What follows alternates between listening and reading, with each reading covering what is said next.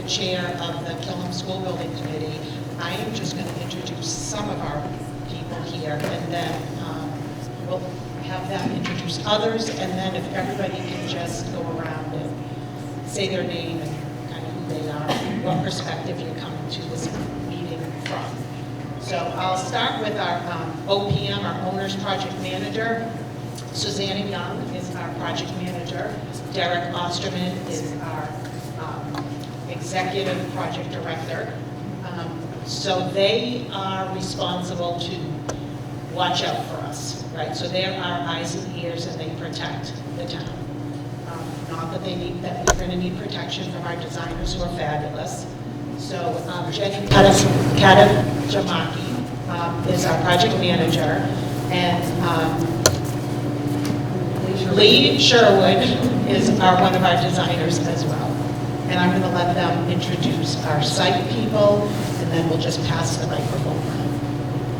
Thank you, Carla.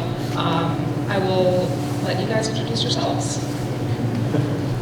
Hi everyone, I'm Nicole Rogers with GPI, we're the traffic consultant. And I'm Rebecca Brown, also with GPI. We'll go around and introduce, and then I'll say something. Hi, I'm Tom Olszewski, Superintendent of Schools. That's Tom McGuire. Fourth grade. Pat Tompkins, on the Killam School Building Committee. Hi everybody, Sarah Laughlin, School Committee and Killam School Building Committee. Hi everybody, Tom White, School Committee. Hi, I'm Kit Leonard. I'm just a person. I live on Haverhill Street, and then I have two sons. So my son Hank will start at Rise, the preschool program, in September, and then hopefully the following year my other son Arthur will also start. So passionate about school and traffic. Hi, I'm Denise Ayers. I'm the building rep for the Killam, and I'm also a paraeducator here. Hi, I'm Sarah Legoloff. I have a student here in the second grade. I am a registered professional engineer and certified construction manager. And I live on Wakefield, right near Tamara. Hello, I'm Karen Bailey-Herrick. I'm a member of the select board and vice chair of the Killam School Building Committee. Hi, I'm Carolyn Johnson. I am on the Climate Advisory Committee and also a town meeting member. And so I'm here in that capacity and also just as an interested community member. Hi, I'm Matt Cornelis, and I'm Reading's new town manager. I'm happy to be here and hear everybody's views. Thank you. I'm Jane Wellman. I'm the Director of Operations for the town, and I'm on the Killam School Building Committee.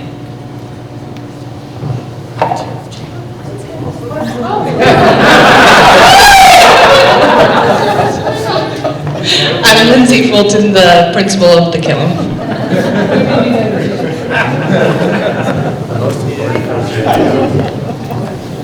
I'm Jim Martin, neighbor, and I have 3 grandchildren in the Reading schools. I am Jack Dever, 38 Tamarack Road. My 2 sons graduated in school. I'm interested in what's happening. Hi, I'm Melissa Murphy. I'm a town meeting member and a resident just here to listen to see what's going on. Hello, my name is Barbara Ferrari-Wolf, and I live on Charles, right next to Killam. I also have 2 daughters. One is 4th grade and one is 7th grade. Jim Boyd, neighbor. Chris Janes. I live directly across from the school, 328 Charles Street, right next to Jim. I have a 3-year-old and a 1-year-old, which will be here eventually. And I'm very interested in the construction, the traffic, and associated concerns. Michael Holmes, a neighbor next door, 347 Charles Street. Molly Pike. I'm with the Reading Light Department, and I'm a part of the Killam School Building Committee. Amanda Ryan. I live 209 Haverhill Street, and I also have 3 kids in the Reading school system, 2 of which are currently here at Killam. Hi, Lee again. I just wanted to say a few things. Can you hear me just fine? Yeah. As architects, we try to do all the different things we need to do to make this work for the neighbors and everything else. Sometimes you show up at a meeting and you have concerns about the site, or we're actually talking about education or something like that. This meeting is very near and dear to me because I've discovered that understanding neighborhoods and traffic early on for safety and for kids and pedestrians and cars is very important. If you don't do it now, I mean, you're not going to be voting for anything for a year. What was that? Oh, we're going to redo the cannabis systems. You're not going to be voting on anything for like a year. The whole idea here is to really gather information so that we do this as right as we can. And I'm happy to have with us today our traffic engineers from GPI, who I worked with hand in hand in Swampscott School recently, where I will say that they had much more difficult traffic issues than any place else I've ever worked. And these guys were great. And the reason they're great is because they're fact-based. What you're going to see tonight, they're going to show you the studies that they've been doing. Observations, calculations, all that. They're not going to offer you solutions to everything. They're going to show you what they've discovered, listen to your observations because you live here, and then we're going to break up and maybe even record some of those things so that they can compile everything they learn to have the right solution. Get the idea? That's you.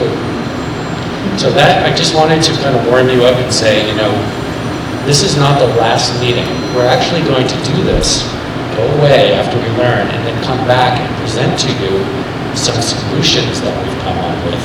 Today's all about you telling us what you know, right? And now I introduce Nicole.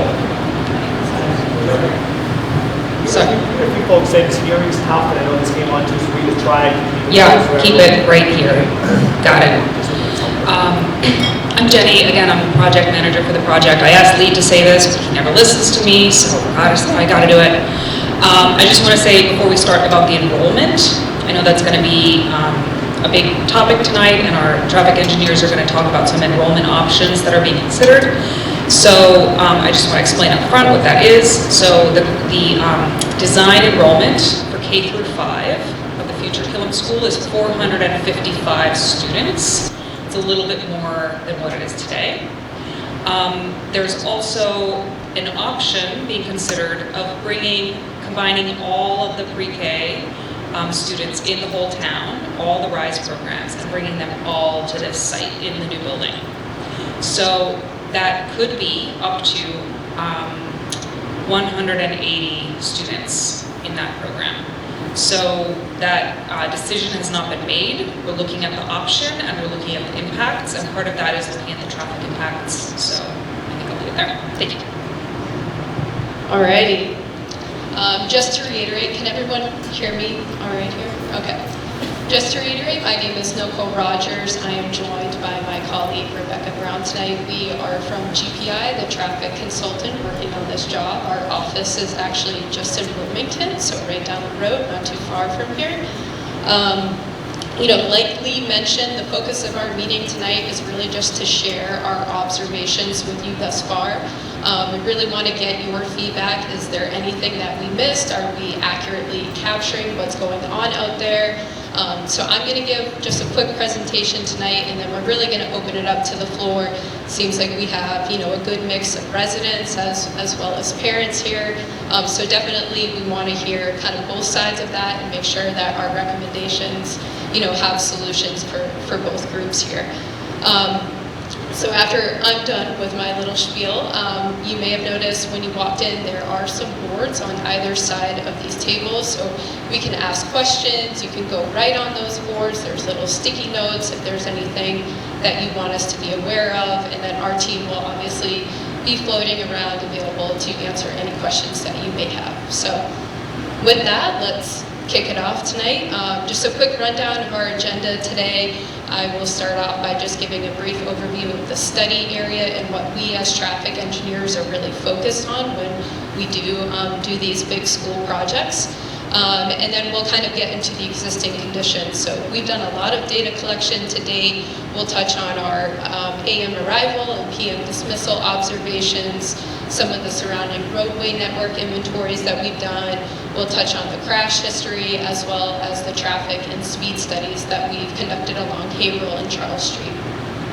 And then once we kind of have that knowledge of our existing conditions, we can really start to shape, what are the goals of the traffic study and how does that kind of dictate the design of the site moving forward.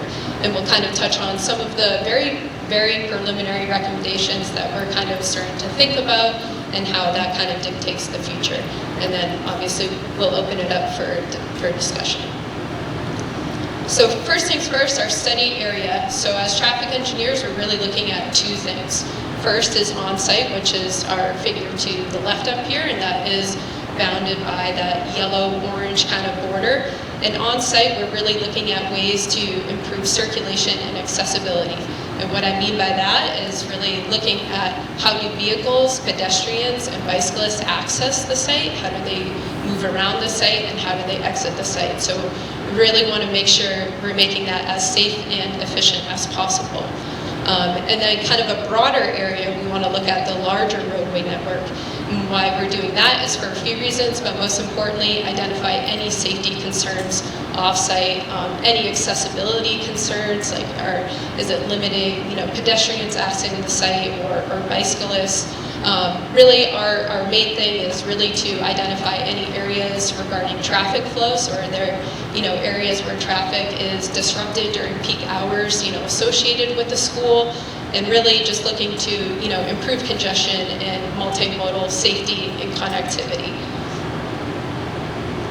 Now, before I kind of get into our existing conditions, right, I'm going to show you some figures and some maps and stuff like that, but let's just lay the ground for what we're looking at when we talk about existing conditions.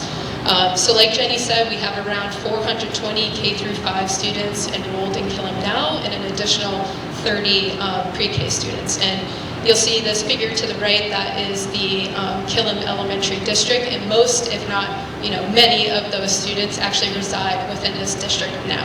So it really is, Killam in its capacity, truly a neighborhood school.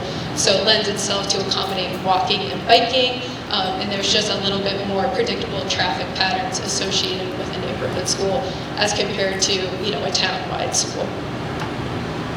So data collection efforts to date, we've had boots on the ground, we've been driving around the site, we've been here quite a lot. So we have done some morning arrival and afternoon dismissal observations. So really we're looking at, what does traffic congestion currently look like on site and in the surrounding neighborhood, both in the morning and the afternoon. We're doing roadway network inventory, so looking at our greater study area.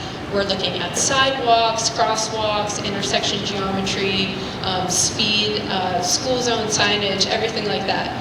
Really looking at what are the current deficiencies out there that may limit accessibility, may pose some operation concerns, and most importantly, really identifying those safety concerns.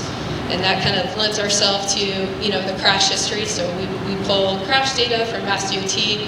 We're looking, for any areas that have known safety issues or any areas that with the growth in enrollment could experience some safety issues. And lastly, for the neighbors out here today, you're aware that we did do some traffic counts and speed studies in the area, and we'll kind of touch on that in a bit as well. So AM and PM observations. I have actually drove around the school, I've walked everywhere, but one of those days, unfortunately for me, was like 10 degrees. It was brutally, brutally cold. So a lot of you were driving your kids to school that day. Not the greatest for me in the cold weather, but it actually gave me kind of a worst case scenario look as to what's going out there. So what I'm showing you today is kind of that worst case condition, and it might not look what, an average typical day would look like. And hopefully you can kind of see these okay, but this is the AM arrival.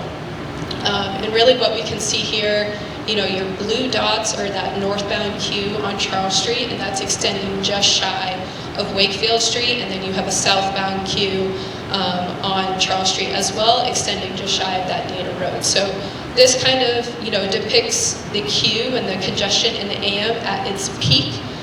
So that kind of, we had people driving around, kind of taking videos, and we counted 92 vehicles at the peak during the AM. And that was right around 8:15 to like 8:18. And that, it kind of filtered out pretty quickly, but we did see, this northbound queue was quite a bit of a line. I was actually all the way in the back, and I did the whole queue one day.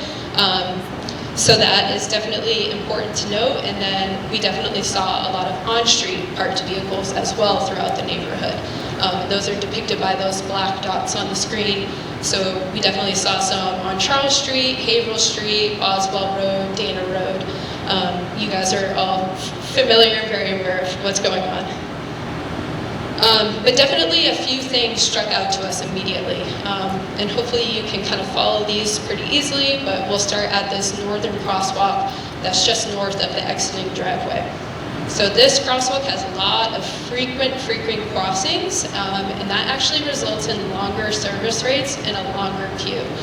Just because they are so frequent, the crossing guards are doing their job and facilitating those crossings, but they are just, happening so often that, it starts to, that queue just starts to extend much further than it has to. So even by having the crossing guard hold a group of students and then wait for a very clear gap, that would help minimize that queue even tomorrow up there.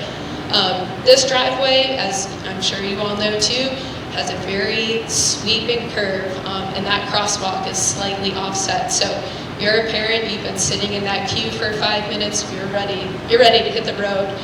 So you might, kind of speed out of there a little bit and then, or immediately stop at that crosswalk. I saw a few people have to kind of slam on the brakes a little bit. So the offset of that crosswalk is definitely a significant safety concern. I'll also show in the PM slide as well, since it is offset from Dana Road as well, there's actually a fence, a white fence right there. If you're sitting there and looking to your right, to possibly to your right, you cannot see a child in that crosswalk. So very significant sight distance issues there. Moving kind of towards the southern crosswalk, so just south of the entrance driveway, definitely some sight distance issues here. You have your queued vehicles waiting to access the site, and then you have parked vehicles. So you can kind of see in this kind of red rectangle, kind of limits your sight, especially if your young child is crossing in that crosswalk.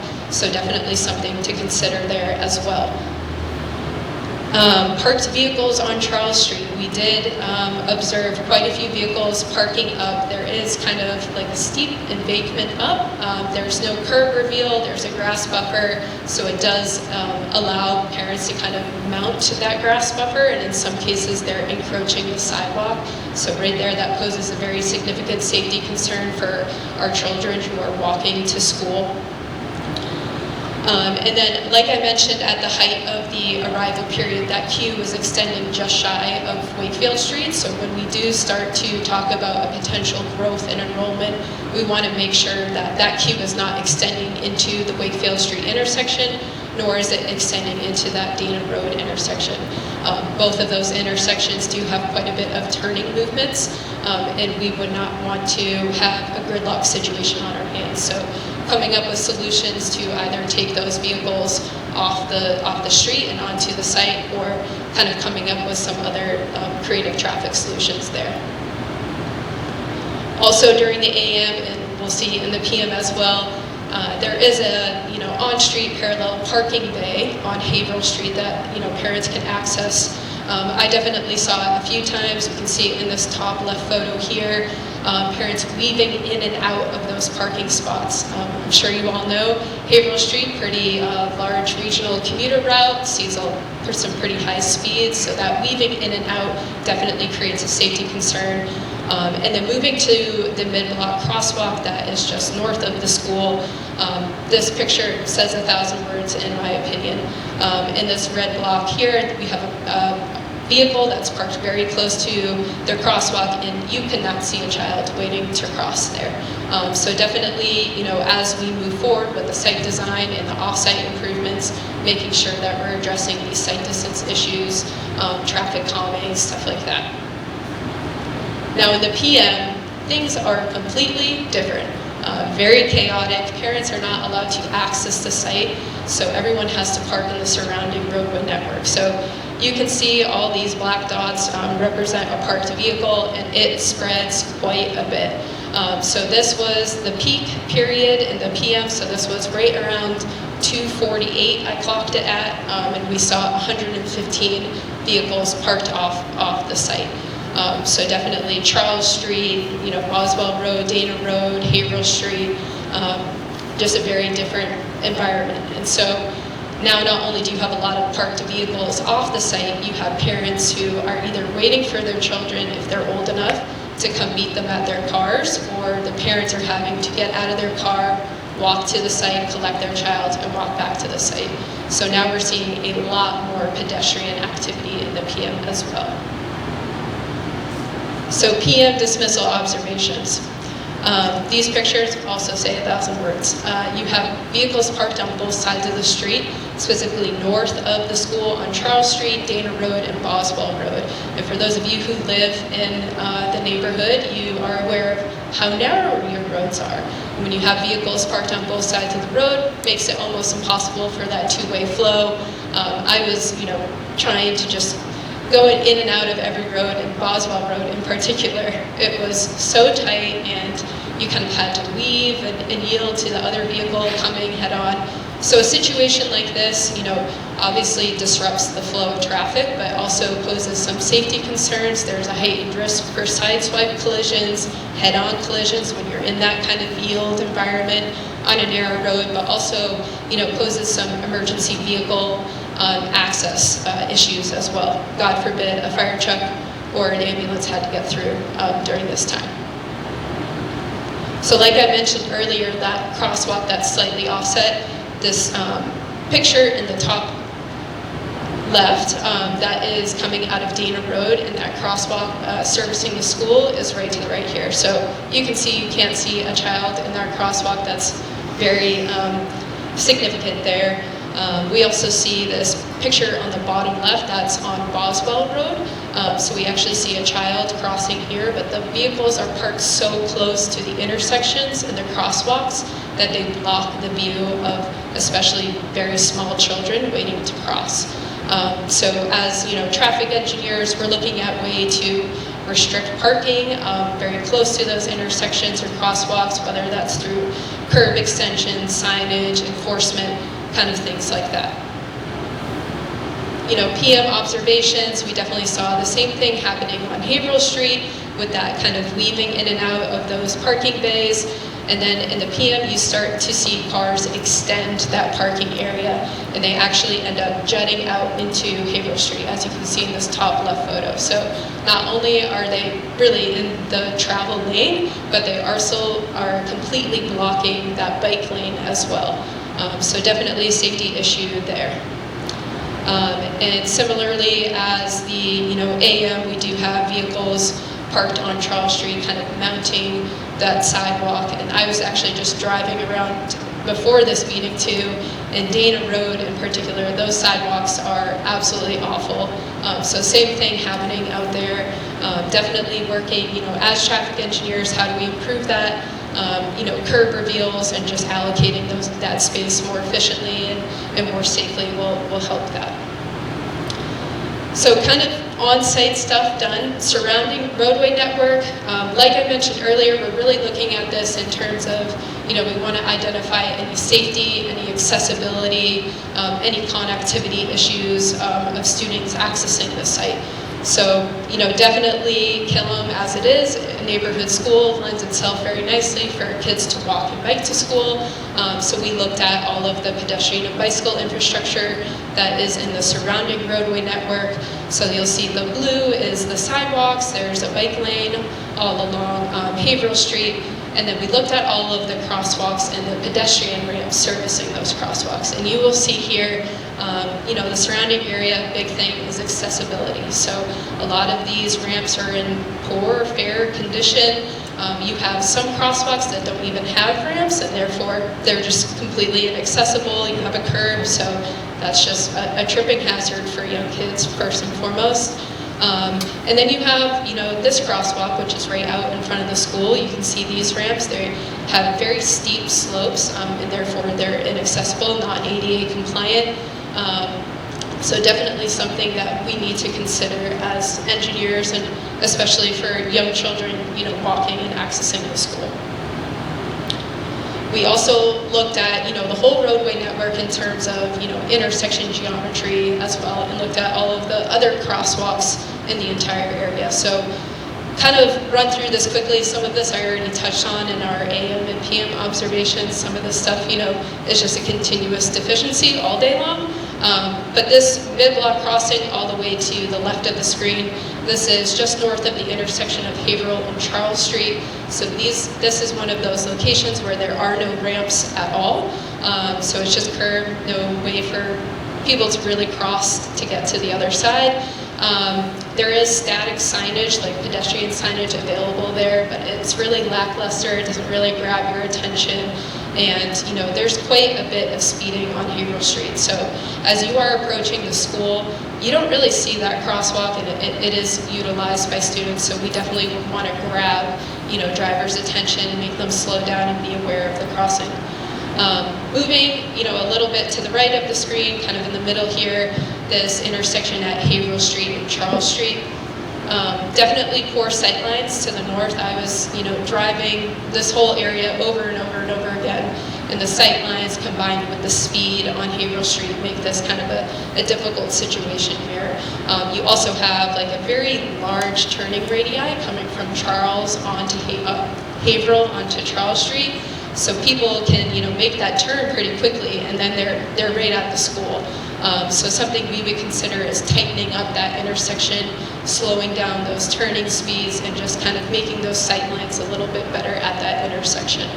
And then moving towards Haverhill Street at this kind of Charles Street cut through, that's kind of what I call it. Once again, some poor sight lines, this time to the south, just based off of some vegetation that's going out there, which is further exacerbated by the high speeds on Haverhill Street. We also see a crosswalk here that was utilized quite a bit. Faded crosswalk markings, definitely, lackluster in visibility. So once again, we'd want to, really capture the driver's attention that this is a crossing location. And then as we kind of start to move, towards the school on Haverhill Street, you'll see in this graphic here, you can actually see the school zone stencil pavement marking here. There is school zone signage out here right now. It is marked for 20 miles per hour during the school hours. And like you'll hear tonight, speeding on Haverhill Street is just awful. So that just static sign isn't really doing anything at all. So, something that we might consider as an off-site improvement is installing those driver feedback signs, as well as some other traffic calming measures if they're appropriate on Haverhill Street, which is a regional commuter route. So we do have to be cognizant of what we're putting out there in terms of, traffic calming. Moving, forward on Haverhill Street, this is the other mid-block crossing that's on the back of the school. Once again, faded crosswalk markings. The sight lines are awful due to the parked vehicles who are parking close to that crosswalk. So once again, really illuminating this crosswalk, perhaps with one of the RRFBs, so you push the button, it kind of, highlights you, as well as implementing some curb extensions there to possibly deter folks from parking so close and giving those, pedestrians and vehicles better sight lines to the children waiting to cross. And then moving towards, the school itself, I've already touched on quite a bit of this. First and foremost, on-street parking on both sides of the road, on Charles Street, Dana Road, and Boswell Road, really creates that very, very narrow, constricted feeling, heightens that possibility for side swipes and head-ons. So definitely, when we start to think about site design, we're looking at ways to alleviate that off-site parking, or restrict and kind of come up with ways to better allocate the cross-section to help alleviate some of that. Point your attention to Charles Street at Dana Road. This intersection is kind of a funky one. There's a center island median in there, but it's not a pedestrian refuge, which is kind of strange. So you do see there, that is a very long crosswalk there, and it was used quite frequently, as we will see in our traffic counts. But kind of similarly to that Charles Street at Haverhill Street intersection, there's that, pretty wide curve radii there. So once again, we kind of look to tighten that up, reduce that crossing distance, and create some better sight lines there as well. And then kind of the other stuff we've already touched on in terms of those other two crosswalks and the on-street parking at Boswell. Moving south quite a bit to the intersection at Charles Street and Wakefield Street. This one kind of caught me by surprise. I'm new to the area, driving around, and I did not realize that this was not a four-way stop. It very much feels like it should be a four-way stop, but it is not. So I was very close to getting in a little fender bender there. So Charles Street is free-flowing, Wakefield Street is stop-controlled. There's just kind of poor sight lines as you're coming out of Wakefield and turning left onto Charles Street. That's pretty blocked by vegetation, just some of the built environment surrounding it. So something, there are a couple of low-cost treatments that we could do out here. We could try an all-way stop control. It warrants it based off the, volumes and some of the pedestrian and sight distance stuff that we're seeing out there. Or we could just, simply put the placards on Wakefield Street saying the cross street does not stop. So two very low-cost things to just help improve safety at that intersection. Now moving on to crash history. So we went through the Mass DOT. They have this big thing called the crash portal, and we're able to go kind of draw an area around our area and download all the crashes that are associated. So we pulled crashes from the year 2018 to 2022. So that represents a 5-year steady period and kind of gives us a good look at pre-COVID and post-COVID kind of trends here.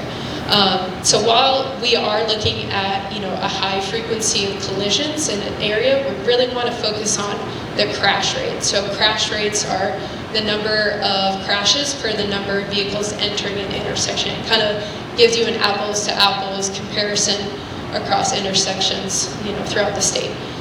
So Mass DOT actually creates these statewide and district-wide averages of what crash rates should be for signalized and unsignalized intersections.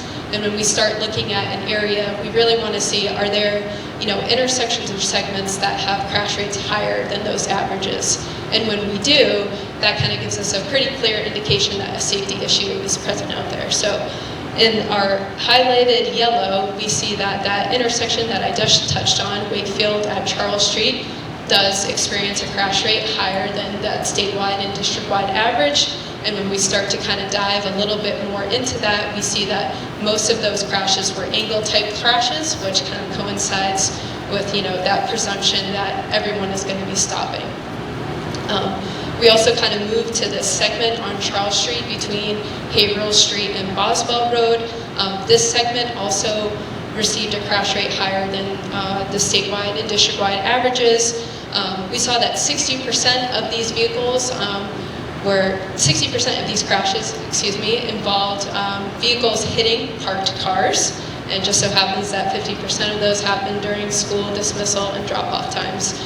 So definitely, backs up our observations out there to kind of take away parking from the street, maybe move it on site, or try to come up with some other cross-section improvements that give, somewhere a very clear place to park on only one side of the street.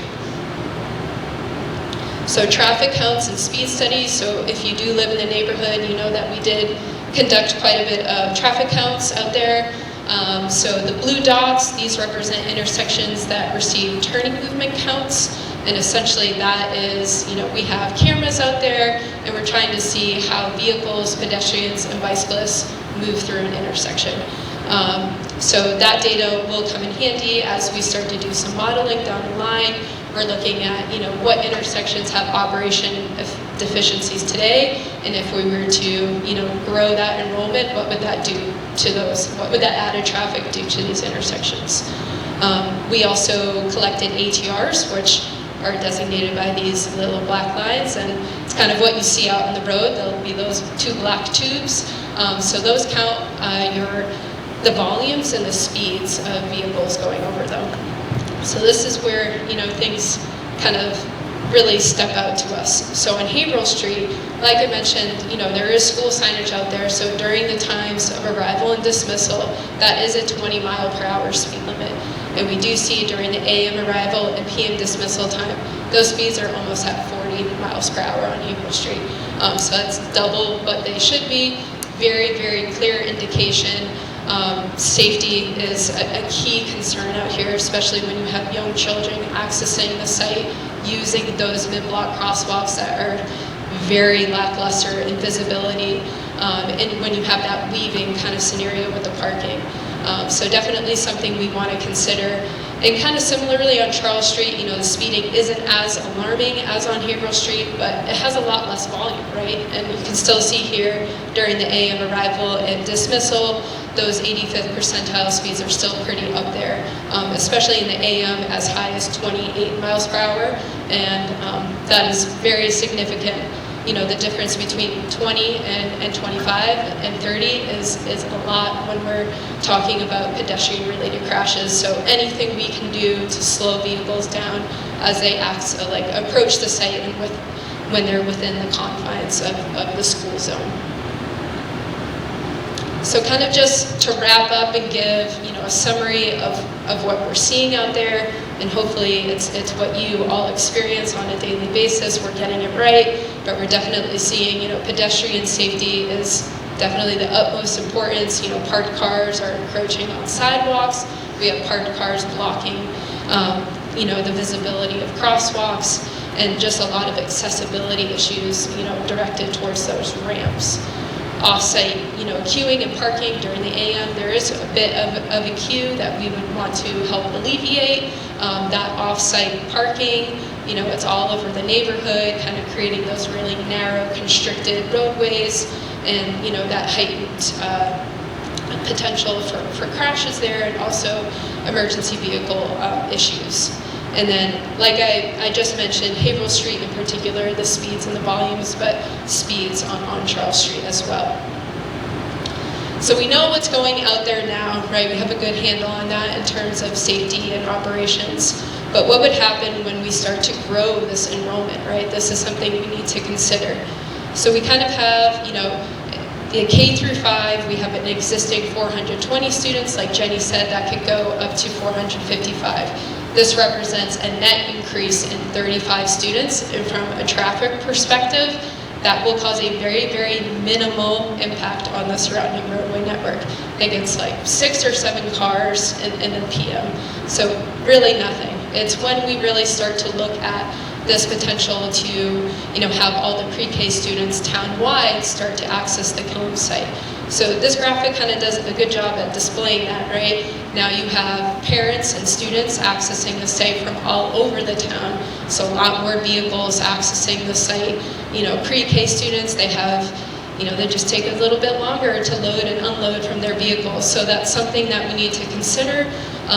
Some kind of thoughtful solutions need to go into, if this is feasible, we'd have to do some, staggering of schedules, making sure we're clearing out those queues that service the next round of students, thinking about those loading and unloading zones and that procedure that goes along with it, like what does that look like, and do we have the staff to accommodate, like what is needed to go into those procedures.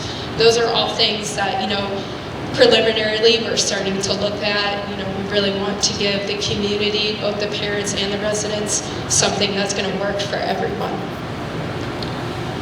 So all that said, that kind of helps us really develop these goals for what we're looking at in terms of traffic engineers. So, first and foremost, we want to improve pedestrian safety. That comes through, increased visibility and accessibility to the site. And that's through, improved sidewalks, ramps, crosswalks, just signage, everything like that.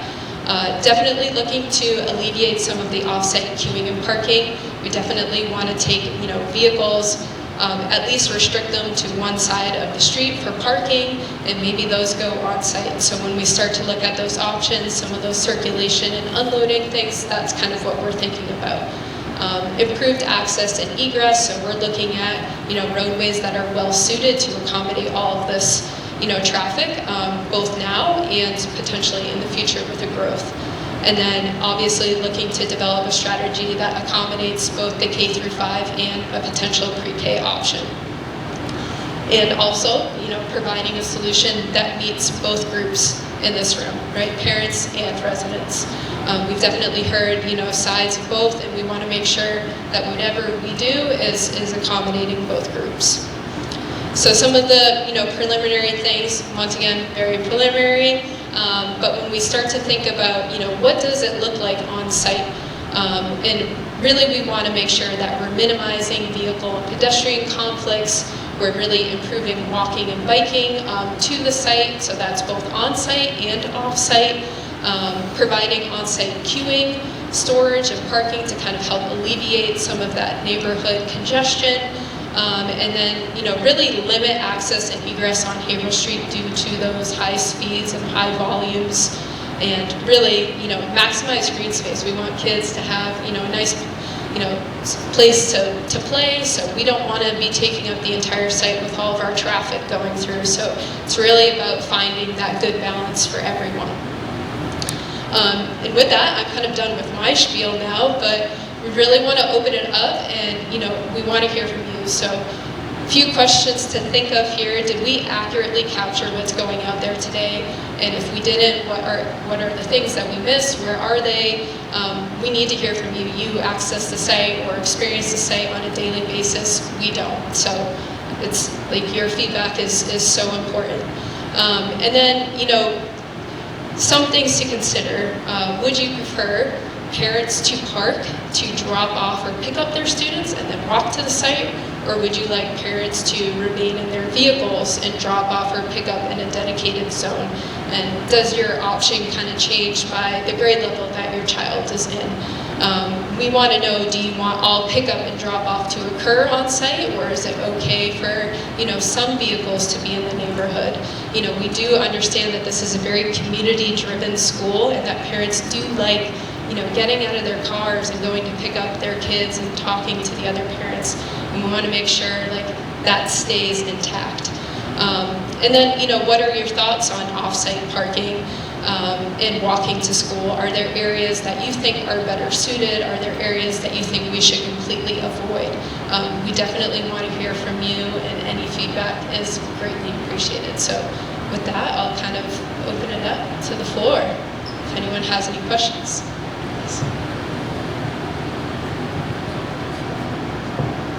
I just want to give some quick school context too.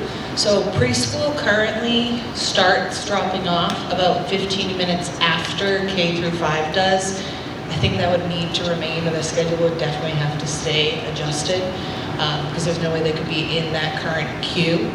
And then one thing that Nicole just said that I'm really interested to know what families and neighbors think is that last question about waiting in the car or everyone getting out. So there's definitely a community feeling where everyone goes to the outside doors, but part of that is also a con in our building because we have over 25 access points at the beginning and end of the day for arrival and dismissal. So as a committee, we've talked about what does that look like security-wise? Do we have 1, 2, 3 drop-off spots or main doors where students enter?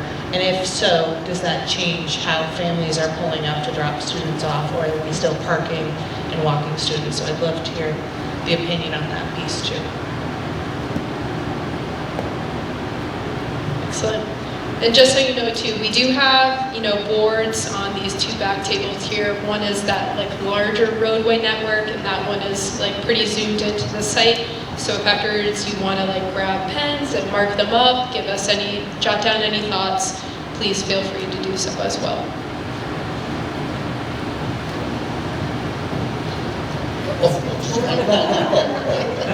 I'm the one that's always complaining I can't hear anything, so I'm going to use the mic and try to speak up.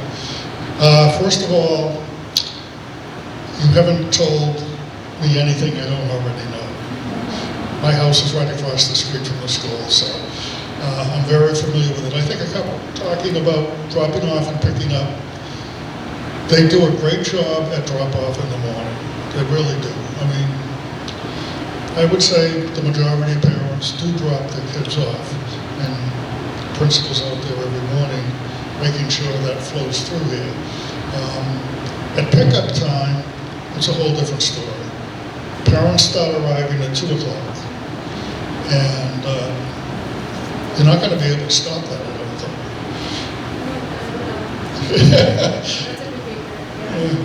So those were my 2 thoughts on that. And just one other thing, when you did all your observations, did you do anything at dismissal with the buses? We just observed the buses. Because one of the concerns I have, on a nice day, I'll sit out on my front steps and just watch the kids go home. But the buses are parked in front of the school, and my concern is, and thank God it's never happened, the bus drivers are not putting their flashes on, even though the kids aren't moving. But the buses are there, and cars beyond, going right by the buses, and there are kids that will, and parents that will come out in front of the buses, and that's, to me, we talked about that too. So those are just a couple of, I have 100 questions, but I'm not going to take the whole night, so. I was glad that you picked up on the double-side parking here on Charles Street. I'm a retired firefighter, town of Reading. Multiple times I had to go down this street. Regardless of when this school or if this school is changed, we're going to do something to address the double-sided parking on the street. It's a matter of time before someone really gets hurt.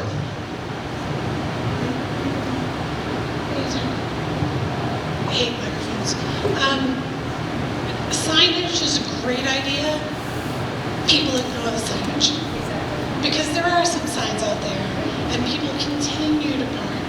And they even park on Dana Road coming off of Charles Street, that curb where it says no parking, and there's always 3, 4, 5, 6 cars with kids coming out of cars and people flying out there. So signage is great, enforcement, but the police department really doesn't have the capacity to enforce, nor do they want to come by and start ticketing parents. But yeah, signage is great, but that has limits. Absolutely. And we experience that on a daily, signage is great, but it doesn't do much in force of, enforcing that. So, some things that we could consider are physical, constraints that, at that intersection in particular, tightening it up, bringing the curb line around quite a bit, so it actually deters vehicles from parking there at all. So signage is one part of the solution, and then making an actual physical change is something else we would consider. Can you refresh us on the dates and when you did the traffic study? Absolutely. So traffic counts were conducted, I think, in 2 weeks in February. We obviously avoided February break. I was out there 2 days in January and another day in February. So we've kind of been, around. But it is winter, right? So not as many kids are walking to school, and maybe we kind of get out there, later on in the spring to kind of see what that looks like as well. Thank you. Yeah, because that was my suggestion. Is the traffic study was great. Obviously, all of us who live around here were not surprised by that. But I do think that there's especially since COVID, a change in traffic patterns. Monday through Friday is not the same. Mondays are very light. Fridays are very light. Wednesdays are very heavy. So I think making sure we have a good spectrum across the whole week is good. And I think to go to the question about the drive and drop and the pickup, as a parent who has been doing pickup, we mostly do it for we did it for our kids when they were younger, but now they kind of walk to us. But I will say the opportunity for parents and kids to connect during that time period is critical to our student success. And I think some of the schools in Reading that don't have that They actually lack, I think, some engagement within friend groups because of parents not being able to sort of catch something there. But we also need to be mindful of our neighbors. The parking is horrendous. So.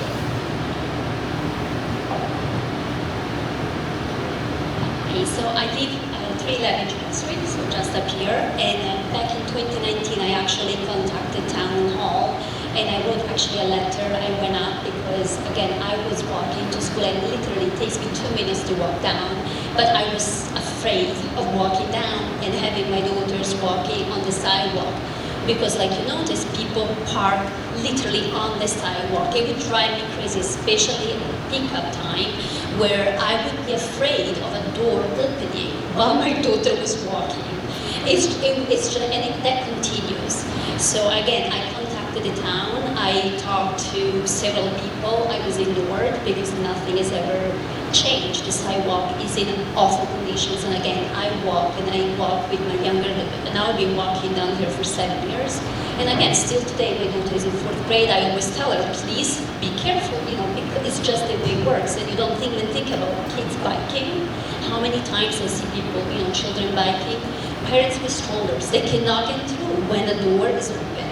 So I feel that safety piece that, again, back in 2019, I contacted the town, and nothing happened. There is also another piece that I noticed is idling. So like my neighbors say, people come at 2 o'clock, and people have their cars on for 45 minutes, idling. Again, when I contacted the town, I asked, could you put a sign up saying, please do not idle for how many, 45 minutes? And I was ignored again. So that's an issue as well. Also U-turns. So many people park on the sidewalk, and instead of coming down because there is a crossbar, they do a U-turn, which then again, they drive further up on the sidewalk, right? Because they have to go up further on the sidewalk, and then they do the U-turn. Another thing, I'm a neighbor.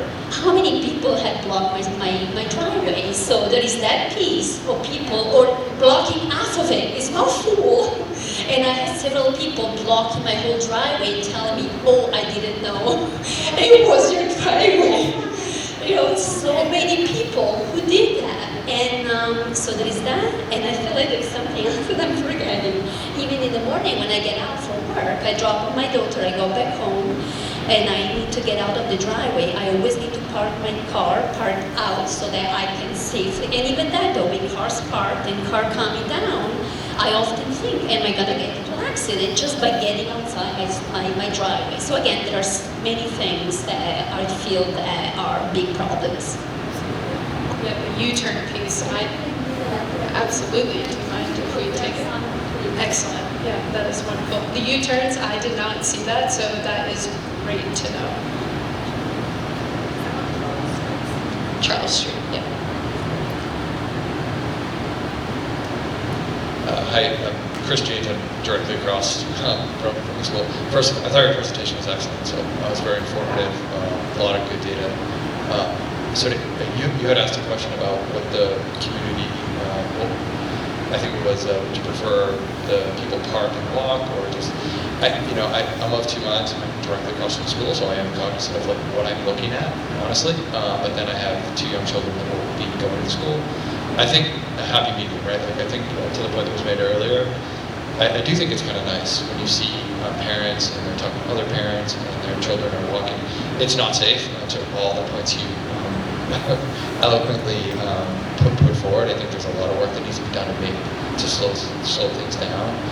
At the same time, I don't think we want.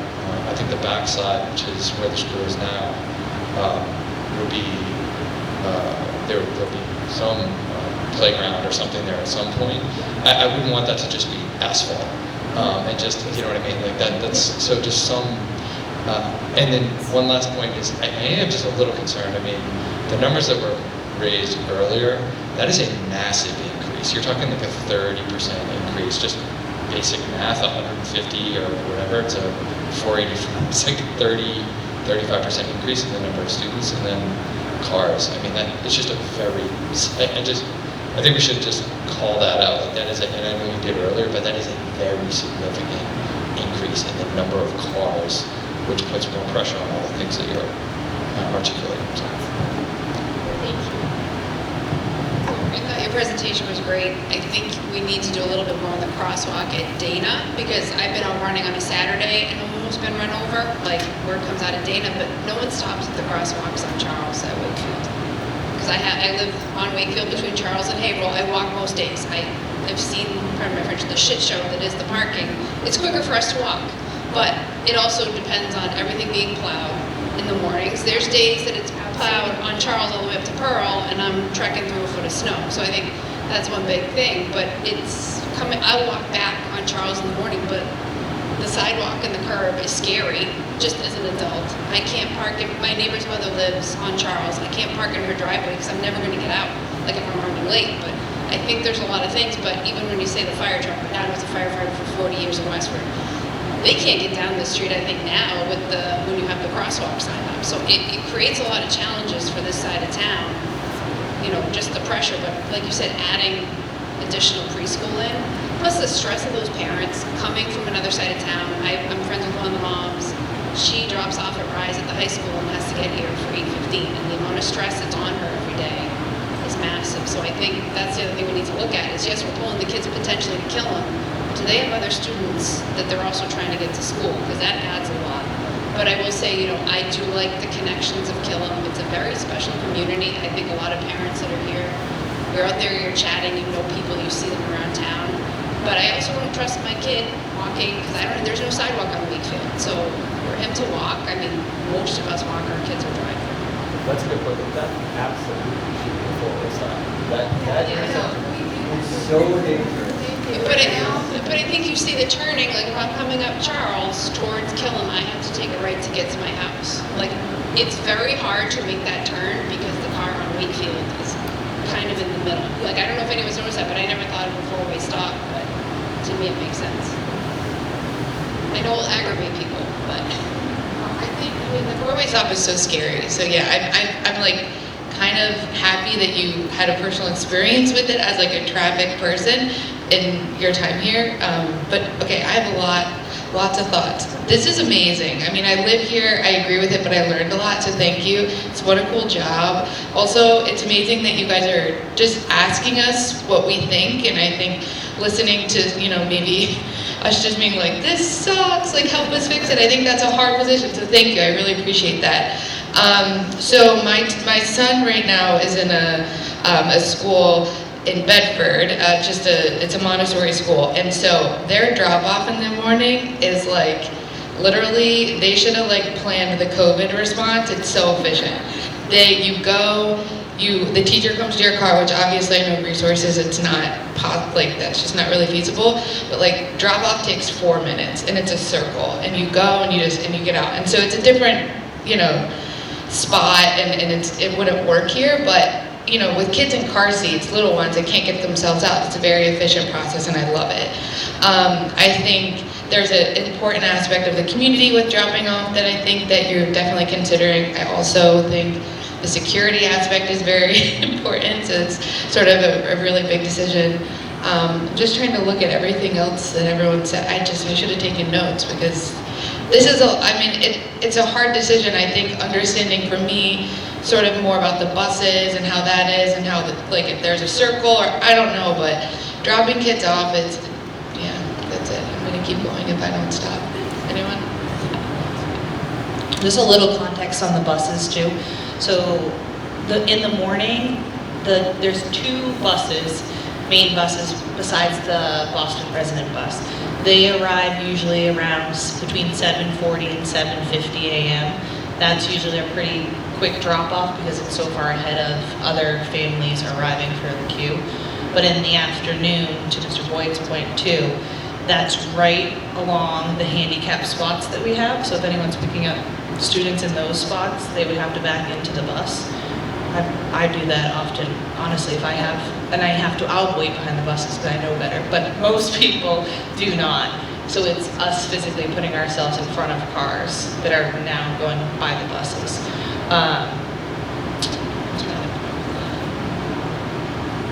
The buses in the afternoon are usually around the same time, but the vans continue to grow to. So we have a couple of vans in that front spot, and families are not supposed to be coming in that front loop. And I like that you named it as a behavior, because I do think there's a behavior element of traffic that we can continue to address in the upcoming years too. We can put as much signage and stand there, but we have to, be able to enforce some of those patterns, and that's going to be one of the considerations too.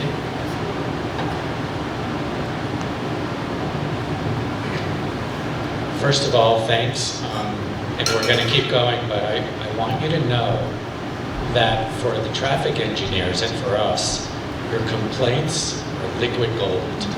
They really are, because that's how we learn what the issues are.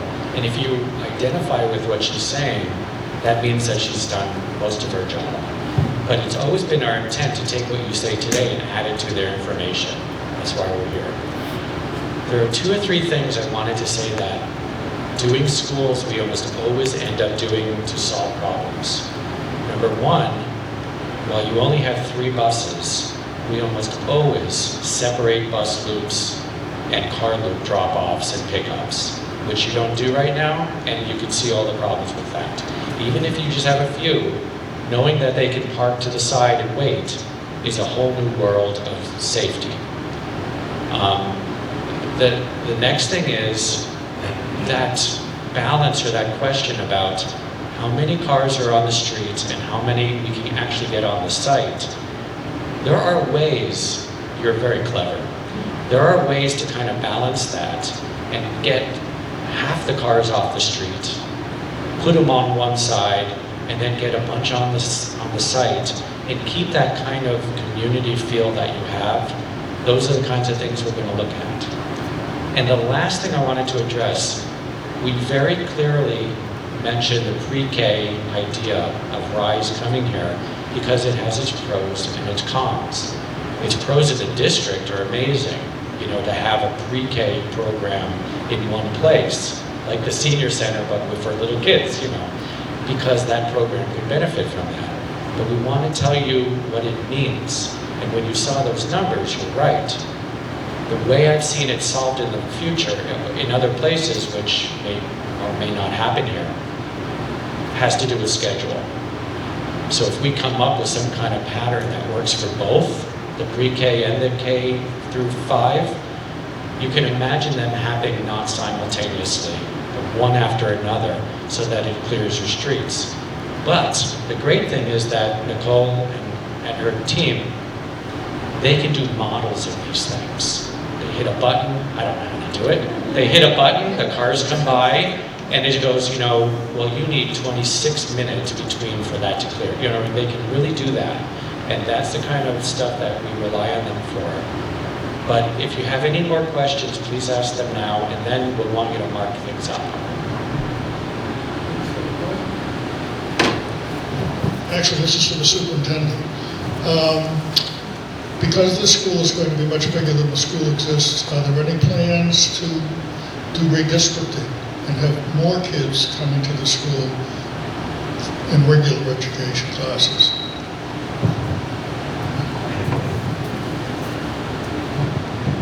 Great question. So I think at this point, we're looking at potentially an enrollment of about 30 more students, which wouldn't require significant redistricting. We are looking potentially like around the margins and pushing the margins back, but that's something we need to explore more deeply as a team. Also, the thing that we also have to match that with is demographic. The enrollment studies, we had a couple of demographic studies to look at what enrollment's the forecasts are for the upcoming years. It looks like there will be a little bit of an uptick. The spots we're seeing an uptick are mostly in the Killam neighborhood and also in the JE neighborhood. So we just have to kind of be mindful of how to do that. But there's no plans for any major redistricting at this point because we feel like we can absorb most of that within the 455 number in the area. Is there anyone on our team or district that wants to add to that? Good question, Jim.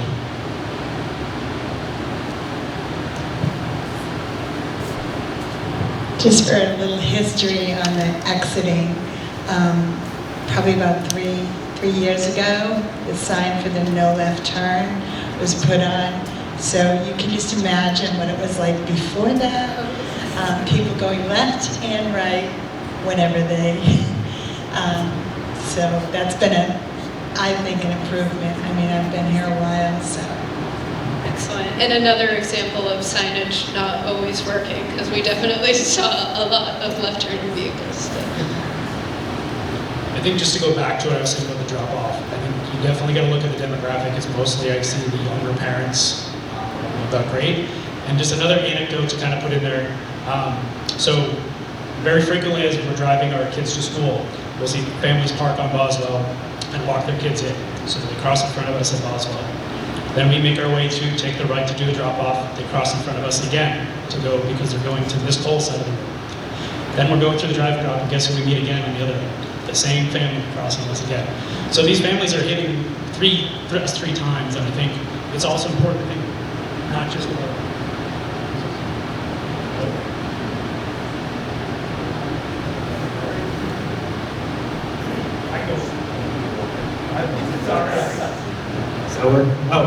I think it's also important not just to talk about where parking is, but technically where classrooms are for certain grades and where are they in proximity to where they're going to be parking or dropping off.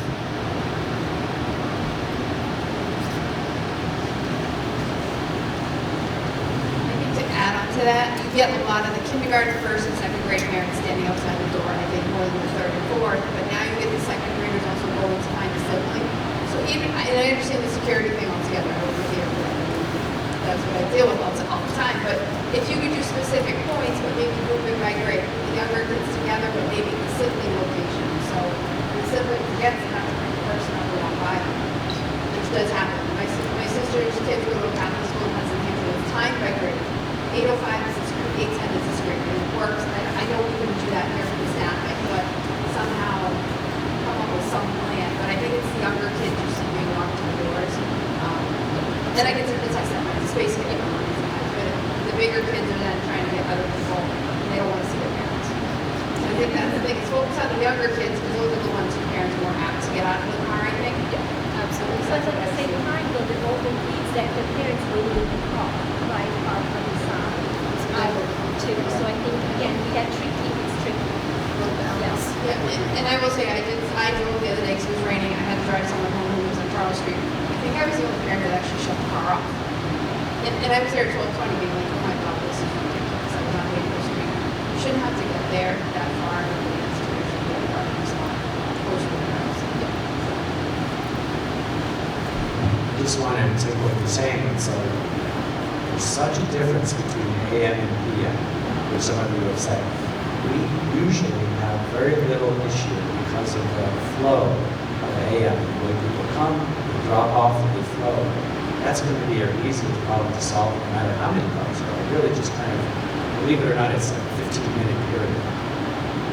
It's the PM that I think a lot of you are all focused on, and rightly so. When people show up early, we're always going to do that. And one of the thoughts I was going to ask you, are you suggesting that maybe in the AM we have the front door? Everybody comes to the front door, and then they go, because we're not going to have all those different points.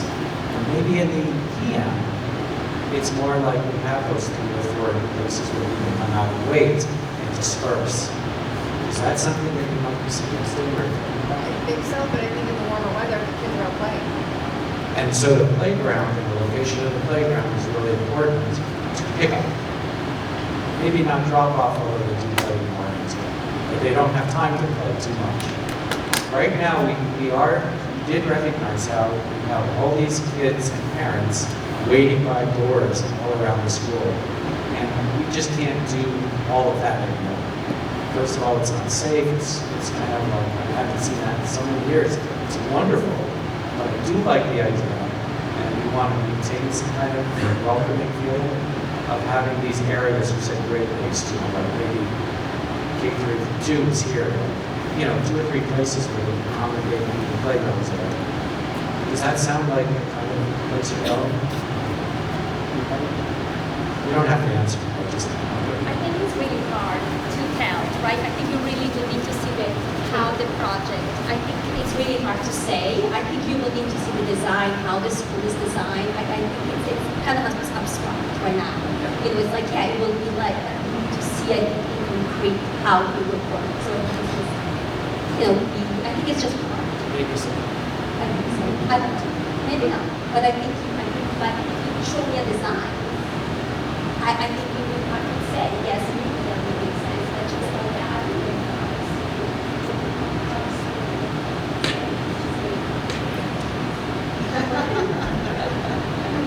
My fear with that would be something like, open, the people that are arriving, go to departures because everybody's, you know what I mean? So if you have choice, People are a lot of people follow rules. And then you'll have a lot of people saying, well, it's too crowded there. I'm gonna go." is that a bad thing or maybe that's a good thing? Because if you give people choice and you see that it's crowded, they balance out and they have different options. I don't know.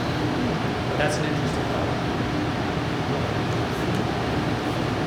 So I don't have a child at Killam, but I did many, many years of wood ends, placard system, pickup, drop off, all of that.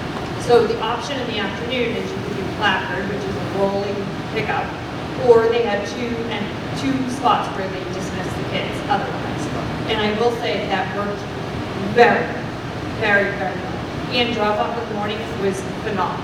They got those kids out, teachers were outside opening those doors, getting kids out, parents would knock it out of the car and just kept going. And they had that down pat. It worked really, really well. So we don't know, but you just described what we were just talking about. Yeah, that's why. And one of the things that you don't have now is the option of a rolling pickup on site, because everybody's off site in the afternoon. And that's something I'm sure that Nicole will explore.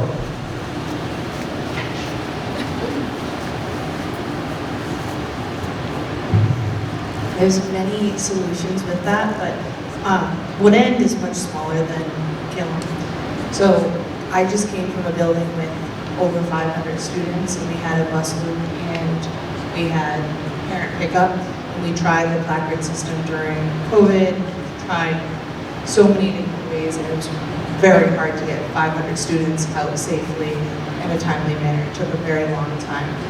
But I think that, to your point, figuring out where those access points are, and we're kind of in that beginning phase too of what it actually looks like, that if we had, I do think more people too are dropping off out front. The kids get to see each other out there, we're having music out front in the mornings, it's definitely still that community feel. We gotta figure out what that looks like for each grade level. We're adding breakfast in the morning, there's so many other different program elements to consider. A lot of students are dropped off before 8:10, 8:15. So also that waiting area, what does that look like, and is that safe for kids to get the cars there too? I was just curious to know what people generally consider to be an acceptable amount of time for traffic to clear in the afternoon. Because you mentioned that it can take a lot of time. In some communities, people may be okay with it taking a long time to get kids off. That means they're going right up front and they're grabbing their kid doesn't have to walk very far on a dangerous road. And in other communities, people would like everyone to be clear from the school grounds within 10 minutes. So just kind of curious what people feel like. What's an acceptable amount of time to get everybody out of here? It could be a wide range too.